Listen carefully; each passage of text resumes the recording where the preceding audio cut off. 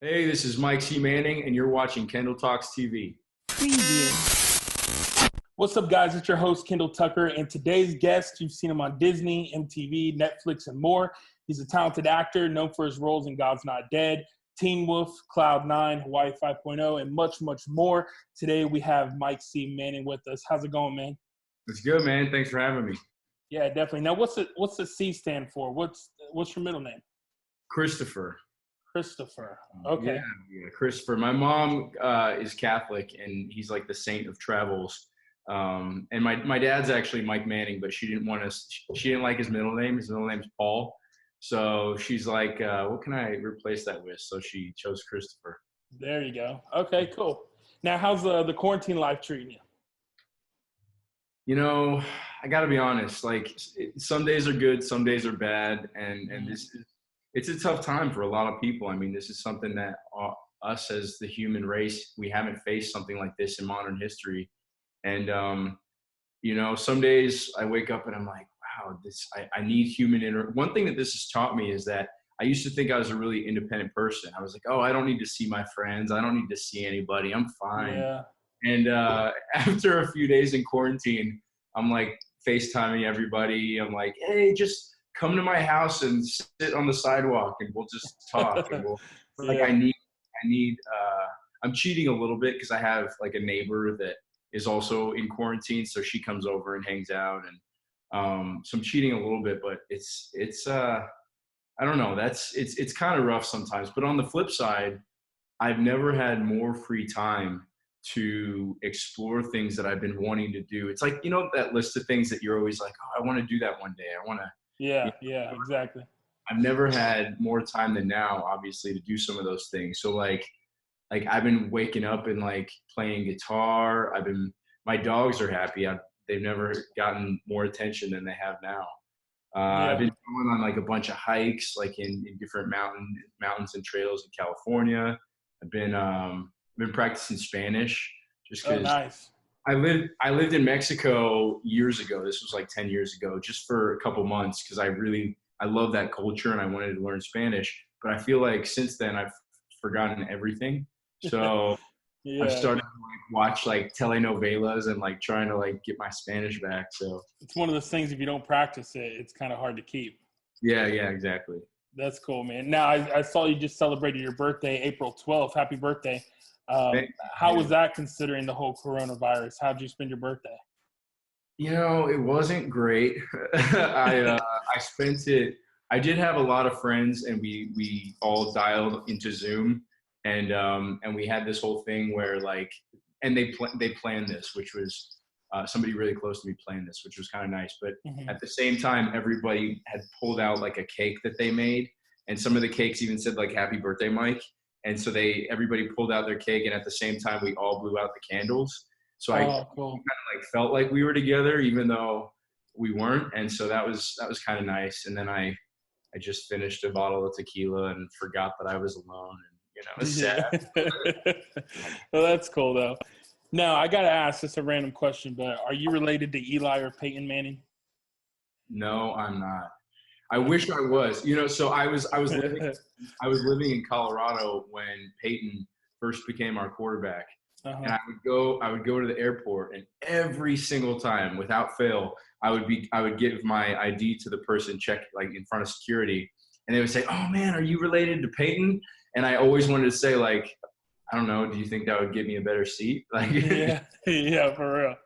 But I don't know. I feel like it'd be great to be related to the Mannings, like Peyton and Eli, but at the same time because there's the third brother, to be the fourth brother that's not really athletic and a foot short than everybody else. Like, I don't know if I would want to do that. Yeah, I hear you on that one. So you've also been doing some big things within the community, like being an advocate for Boo to Bullying and the Thirst Project. Tell us more about those. So the Thirst Project is an organization that I love. I first was brought to they have a gala every year, and I was first brought to that gala, I think something like 7 years ago, from my friend Polly Perrette. She plays Abby on NCIS, and she's a huge activist. And at that time, she was almost like showing up to everything, like just giving herself and like donating all these charities and stuff. And I met her in church. And so she invited me to go to the Thirst Project Gala. And I didn't really know what it was about. I showed up and I was like, okay, cool, like free food. And I show up and my friend, who's now one of my best friends, his name's Seth Maxwell, he got up on stage and he talked about how he and a group of friends started this water charity. And it was like 10 people in LA, and they walked around raising money for one single well for a community in Africa, I think it was. And that was it. Wow. And they took it and they grew it to be this giant organization. And now today it is the largest youth-focused water organization in the world. And it was just such an inspiring story that I donated that night. And I was like, this is, a charity that I really want to get involved with, because, water, people think like, oh yeah, people need clean water, safe drinking water, but it actually affects so many other things. If you have a community that has clean drinking water, you don't have these kids that have to walk miles and miles and miles a day to get contaminated water with these giant 40-pound things on their shoulders, opening them up to danger, opening them up to, the waterborne diseases that come with the contaminated water, cutting back on their education because they spend so much time doing that, infant mortality with babies dying. I mean, there's so many things that just like clean water solve. Yeah. So I just joined the board like 2 years ago. And so it's my favorite charity. I love that one. And then Buddha Bullying, sort of kind of the same thing. I was invited by a friend to go to an event, and what Buddha Bullying does is we create content, and we go to schools, and we also create content like videos and PSAs and stuff to sort of combat bullying that's happening around the world. And we have toolkits that we give to teachers and to parents and to kids being bullied, kids that are seeing it happen in their communities. We sort of try to teach them like how to handle all that. And then we also go to schools ourselves and just talk to kids about bullying and stuff. So, wow. Well, they both sound like excellent organizations to get involved in. So, yeah, that's awesome, man. So, how did you get your start in acting?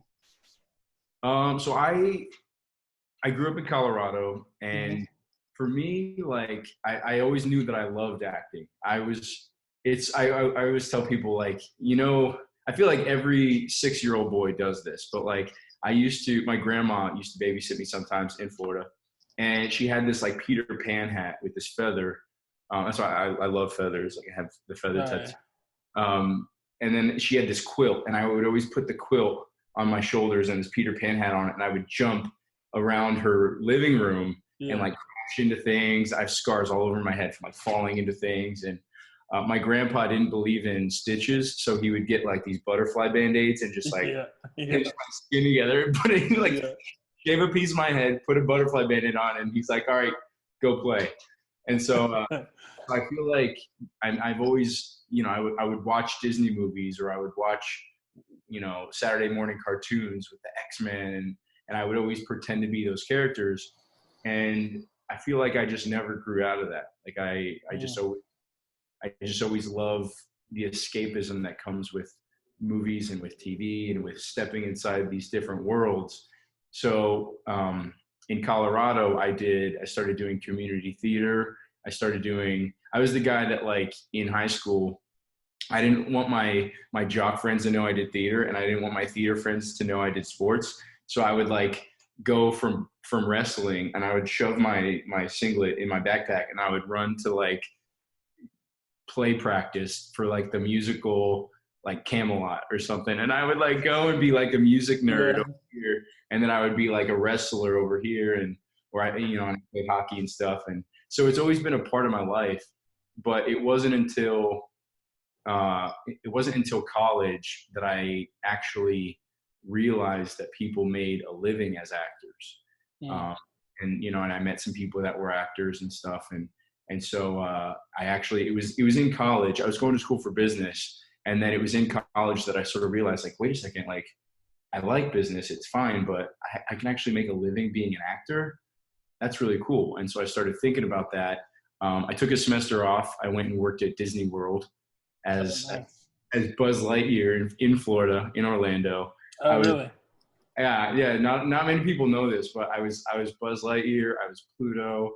I was Eeyore. I was Rafiki. I was all these characters. Just Yeah. because it was but I was getting college credit for it. I was getting credit for my business school. But I was just like, I needed some way to get out of Colorado and just entertain people. So that sort of was my like first step in, hey, I think I'm going to be an entertainer. Oh, that's cool, man. That's a cool story. Yeah, I didn't know that about you. Yeah. So, what was your very first role you got cast for? My very first role was, well, I did a couple short films in Colorado, but Hmm. not really anything that became anything. And then oh no, okay, so I moved to Los Angeles. Uh, moved to Los Angeles, and I met this guy named Steve, and he was just like a buddy of mine, and he was working on this horror film called Ginger Dead Man 3. So Nice. it's like Gingerbread Man, but it's like Ginger Dead Man, and Yeah. they already made two of them. So it was like Ginger Dead Man 3, and it took place in a skating rink, and it was all this awful, but like awful in a good way kind of Yeah. movie. And I had a 30-second role. I went in there and I had no shirt on, and it was supposed to be this girl was like in this utility closet, and I think she like took drugs or something, and she started hallucinating. And so this old janitor walks in, and all of a sudden she's hallucinating, and he turns into this like shirtless guy, and they start like making out and stuff. And so that was me. That was my first role ever. And I think my name in that was like Adonis or something like that. And so it lasted for like, I had a couple lines. It lasts for 30 seconds. And then this killer gingerbread cookie climbs on a shelf and grabs a nail gun and kills us. And that was my role. That was my debut. Well, that sounds great. Yeah. Now, I want to bring up God's Not Dead for a second. I Yep. thought it was a great movie. How'd you land the role in that movie? That was just an audition. It was a casting office that I had been in for a handful of times just for other projects, and I had never found something that fit. You know, I got close on a couple projects, but they didn't happen. And I went in there and auditioned for God's Not Dead, just like any other audition. And then they brought me straight to the director the next time I went in there, and it was it was one of those auditions where like you go in there and you're like, I either booked it or this was one of my best acting moments. Like I'm just so happy right now and Yeah. so fulfilled. So I went in there, and the director was there, and we ended up, and the girl that ended up playing my Samantha Boscarino ended up playing my girlfriend in the movie. She was there too, and the director had us come in and just improv like a whole bunch of scenes. And there's one scene where he's talking about like somebody dying that's close to me, and all of a sudden just out of nowhere I start bawling, but it's like those heavy sobs where I just couldn't stop, and I was like and then we tried to move on to another scene, and I like couldn't stop, and I don't know, I was in there for, it seemed like forever, but I don't know how long I was in there. But it was just one of those things where it was like the stars aligned, and I was like, wow, this script is really good. I really like this project, and I really want to do this role. And so luckily they called That's me back. awesome, man. Now, I noticed God's Not Dead isn't the only faith-based movie you played in. You've been in others as well. You kind of answered this with your mom, with you saying your mom's Catholic. Did you grow up in church, or was these acting gigs simply just jobs you got casted for, or did it mean a little bit more to you? Yeah, it's so my mom grew up in a Catholic family, but growing up I wasn't really religious. Mm-hmm. And then it was in middle school I had a crush on this girl named Jessica Bartow, and she invited me to go to youth group, and so I went to youth group with her, and I ended up falling in love. She and I, we weren't friends for very long, but I fell in love with this youth group, and I ended up going every Wednesday night. And so this youth group became like my new group of friends. And then in high school, I would go to church and stuff. And then in high school, and then when I went away to college, my family started going to church. And so it was almost like we Cool. all found it together kind of thing. Yeah. And then as soon as I moved to LA, I was terrified to move to LA because I had a good group of friends in Colorado. All my family was there. When I moved to LA, I knew two people, and not very well. And so the first thing that I did when I moved to LA is I found a church, and I was like, okay, you know what? I need some stability in my schedule and in my life. I'm going to go to church every Sunday. So I started going to church, and that's actually how I met a good chunk of my friends my first couple of years in LA, like, Paulie Perrette. I met this guy named Devin that ended up becoming my roommate for a long time, and Cool. really good friend of mine. Yeah, so church really helped me find that like community when I was sort of like fresh off the boat right in Los Angeles. That's awesome, man. Yeah, that's a cool story. Church was a big part of my life as well. My oldest brother is actually my head pastor. Oh, nice. Yeah. So yeah, I've been kind of in all my life. So that's pretty cool. I grew up in youth, and so I kind of understand where you're coming from. So that's pretty cool. Yeah, I think it's such an important part of having, people get this from a lot of different places. I got it from church, and it was just like, I felt like I needed that community, especially with a job like acting and in a place like Los Angeles. For a place with so many people, this can feel like a really lonely place because a lot of your friends are also actors. So it becomes competitive very easily. And then our entire job, I heard this saying once, it's like you get paid to audition, and then you do the acting for free. And that's really what it is. It's like so much of the job is rejection, and you need something regularly that like fills your soul. So for the first couple of years, I would say that if I did not go to church and if I did not discover surfing, I probably would have gone back to Colorado. Gotcha. That's cool, man. Now, in the Disney movie, you were in Cloud9. You play as a competitive snowboarder. I want to know, can you actually snowboard, or was there a lot of stuntmen filming these roles?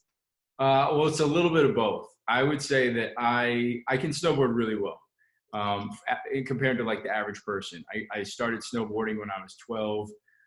I started skiing when I was 8. My parents moved us, like I said, from Florida, and they wanted us to go from being beach people to snow people. So they signed me up for ski lessons in Vail, like right away. I started doing ski lessons. And then when I was like 12 or 13, all my cool friends switched from skiing to snowboarding. So I wanted to be cool too. So I switched to snowboarding.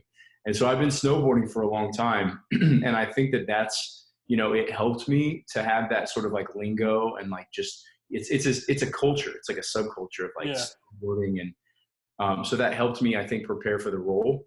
And then when we were on set, they wanted to be safe. So I did a lot of the simple stuff, like some simple jumps or simple, racing down the mountain, or, the camera guy is holding they're on like a sled and I'm like going down the mountain and they want to get a close up and stuff. Like I did all that stuff, but my stunt double, we each had a stunt double, and a lot of our stunt doubles were like snowboarders for the U.S. Olympic team.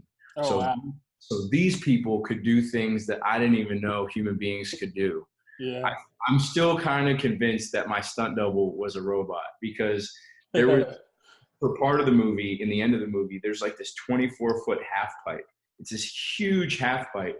And when they were rehearsing some of the scenes, I saw him do this really gnarly, it was like a grab, but then it's like 2 backflips, but then you spin and you do like a cab 180 and you come down. It was just this gnarly move that I don't know how he did it. And in one of the takes, he like landed on his head, and he just gets up and he shakes it off and he goes again. I remember sitting there watching like, oh my, like, how did he just do that? I feel like he's a robot. That's awesome. Meanwhile, making you look super cool. No, he made me look really cool. Yeah. Now, out of all the movies and shows you played in, which was the most fun and why? I would probably say Cloud9 was one of my most fun, just because like for a couple months, we were in Utah, snowboarding in our free time, filming, during the week. I became friends with the cast, Luke Benward, Dove Cameron, Kiersey Clemens, Colton Tran, Andrew Carlberg. Like, everybody was just we vibed so well together, and everybody had so much. Like, snowboarding is a fun thing. So when you put people that are naturally outgoing into a fun environment, and you put them all, and then they're living in like the same, complex, like the series of cabins, you just have fun. They set us up for fun. So that was probably one of my most fun. I think when I did Teen Wolf, I got to do a lot of stunts on Teen Wolf. So cool. Really cool. Lyndon, when I was little, I used to love the Mortal Kombat movies, and Lyndon Ashby played Johnny Cage. Yeah. And he has like that line where he's like, whatever he says, like, these are $500 sunglasses or whatever it is. And I've just always liked Lyndon Ashby for that role. And so in Teen Wolf, in one of the episodes that I filmed, I got in a fight sequence with him, and I had a stunt guy, but they put like these pads on my front and on my back, and like knee pads and elbow pads. And so I actually did a lot of the fighting myself. And there's this one scene where he like does this roundhouse kick, and he kicks me into this jail cell, and I like fall up against the bars, and I fall down and everything. And I just remember thinking, like, I'm getting my ass kicked by Johnny Cage. This is awesome. This is so cool. Yeah. That's funny. Now, what's the ideal role for Mike C. Manning? What kind of character do you enjoy playing the most? Drama, comedy, action? Yeah, I mean, I love, like, God's Not Dead. I loved that character because in the beginning, he sort of starts out as like this young, carefree college student, kind of like a smart ass, kind of, he gets jealous of his girlfriend, but, deep down, he's a good guy. And then he makes a mistake, and then he pays for it. He goes to jail, and he does all these other things. And I feel like over the course of that movie, you see him transform. You see him really go from being one way in the beginning to a completely different person in the end. And I feel like for me, that was a challenge, and a good challenge. And I feel like that was the most fun for me, as from a character standpoint, just, having that like arc. And so for me, I like those roles. I like the roles that, because I get cast a lot for like boy next door, or, jock, or frat guy, or whatever. And it's nice when I get the roles that you have a little bit more to chew on, and there's some emotional depth in there. And so I really enjoy those roles. I would say ideally, like, if I could write a script for myself, I would love to play something in the science fiction world, or like the superhero world. Yeah. Like Runaways, or, like an X-Men kind of movie or something like that. I would love to play something where I had superpowers, just because who wouldn't? I feel like I would be able to check off something off my list, that I've had. Yeah. Well, I could see you on like the Arrow or the Flash, or Thank you. Like that. Thank you. Tell them that. No. Yeah, that would be cool. Now, before our call today, you said you were in a voiceover session. Can we expect anything new from you anytime soon, or anything you're not allowed, or you're allowed to let out of the bag, or? Yeah. So I've been doing voiceover is one of the things that's been keeping me sane.